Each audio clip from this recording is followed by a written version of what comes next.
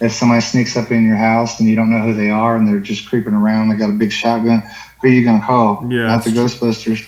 You yeah. don't call the damn cops. And that's interesting that you say that, because it took me about 2 to 3 years to shift after I got sober to change the way I viewed about government and police officers. Because I had a negative. I had been. You were NWA? No, I'd been tased by 2 police officers that almost fucking killed me, man. Literally, I was in water. Now, I was running from them. They should have tased me. I was running and I was under the influence. But it almost killed me. They double tapped me when I was in a creek bed. You can imagine being shot with a taser in while you're submerged in water. They knew what they were doing and they double tapped me when I was. That's interesting you said that, because they do abuse it. I remember, was that Montgomery County?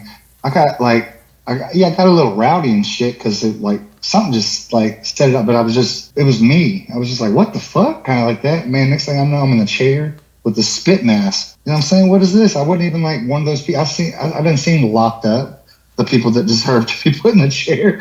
I was like, y'all, y'all are just fucking doing this shit because y'all fucking can. I'll cooperate, whatever. Yeah. But it's a misuse of power. It wasn't until I made an amends to a police officer where I just kind of saw one that I met before, and I just said, hey, man, I just want to let you know that, I had a really negative outlook on y'all in the past when I was doing stuff I shouldn't have been done. I know y'all are just trying to protect the community. I was, under the impulse of alcohol and other drugs back then. I was really, I had a skewed priority system, but as a whole, I'm very grateful that there are police officers. In most cases, I deserved exactly what I had coming to me back then. Now, yes, have they abused power? Have I had a boot on the back of my neck when I really wasn't doing anything to deserve it? I was following every single order. Put your hands behind your back. Don't move. Get on the feet. Put your legs down. And then I still got a boot on the neck and twisted. I'm like, why, man? I'm there. Because your record. Okay. So what I'm getting, because your past will always haunt you. Yeah. Now, hopefully not. But so what I'm getting at is then it wasn't. So I had that energy kind of like, man, fuck, man. And then anytime they hit that whoop whoop, I'd be driving for a few years after I got clean, and so I drive. Anytime I heard that whoop whoop, that it would give me a shock, like a scare, like the cops are trying to pulling me over, even though they weren't pulling me over. I just see a siren or a thing. I'd get. Do you still get like that? No, this was. When's the last time you got pulled over? It's been. No, I get what you're saying, but you don't still go to pat in the pocket, and then you're like, oh, I'm good.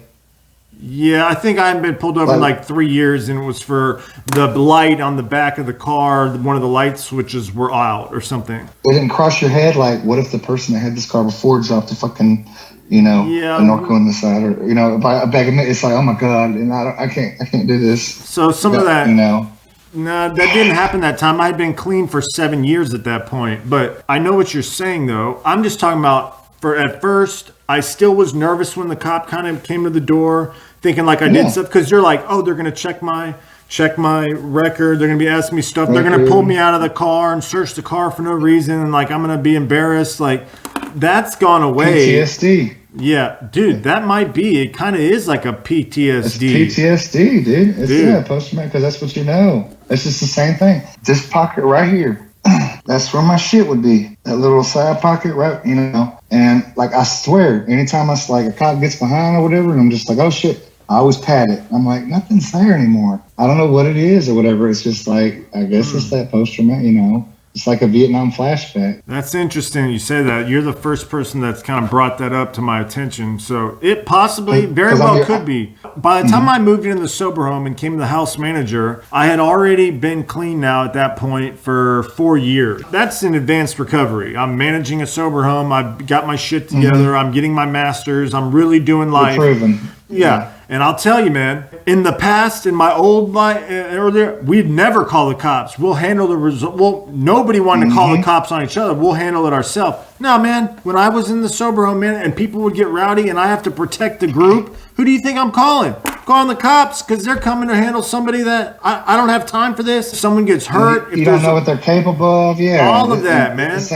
And I'll tell you, I shook more police officers' hand during that 4-year period than I will ever do over the rest of my entire life, most likely. I tell them all the time, man, when I see them, just around, I just say, thank you, man. I appreciate you for your services. Yeah. And I did get to talk to Schaefer when I went back or whatever, because I've only been back home, Cleveland, I think like 2-3 times. That's a huge psychic I shift. saw him. He's like, man, you look fucking great. I was like, I'm doing fucking great. I was like, you want to fucking search me, man? You want to search me for like old time's sake? He just was getting me because I was out there doing what I shouldn't have been doing. I don't know. I'm not mad at the police stuff. Like, I'm gonna make an honest statement and say that 95% of the times that people get arrested, they deserved it. You know what I'm saying?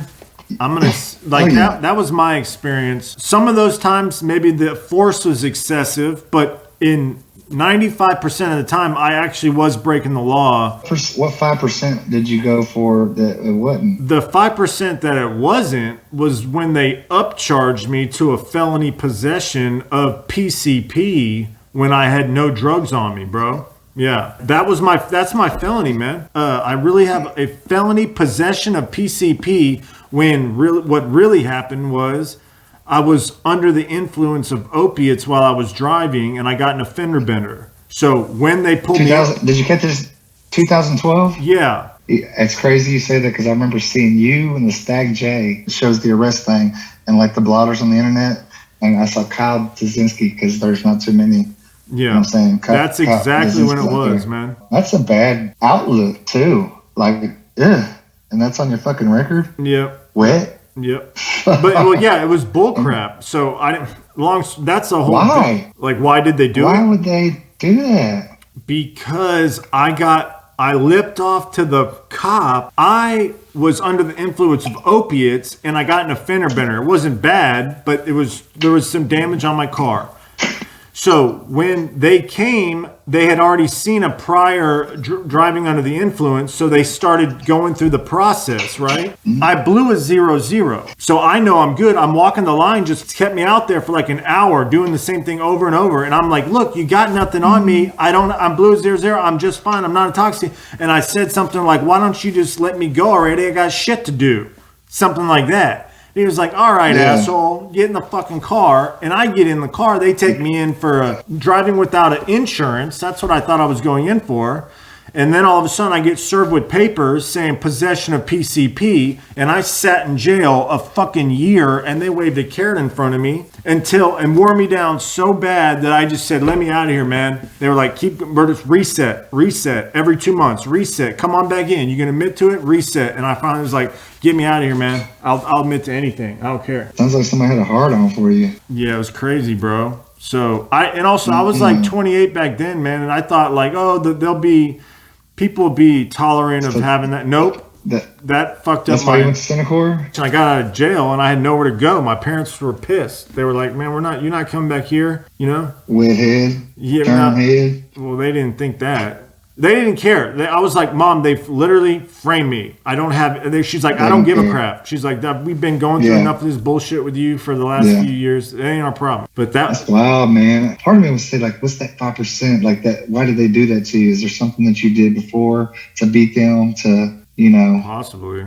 I don't know. It was an upsell. I've heard they talk about the ghost dope. Ghost doping is where I'm familiar with some of it to where they take someone who gets caught buying from someone. They get caught and they say, well, here, we caught you with a gram. Well, and they're like, how long have you been buying from that person? They're like, well, a year. I go every week. And then they go and arrest the guy and charge him with 52 grams worth of charge, saying, well, we caught 1 gram, but you've been going there every week, so we know you've at least bought 52 grams, and that's what they charge him with. That's wild, man. There's a lot like that too, man. Like, I remember seeing some stuff, and that goes to say with that, like, a few people gave him a bad name, but what was that one cop? He had like 20 something cases dismissed because they finally caught it on one to where he went back to the police car, got the shit, and then kind of, you could see it on his body cam where he's putting it and stuff, and it was wild. I was just like, damn, they really do this messing with people's fucking life.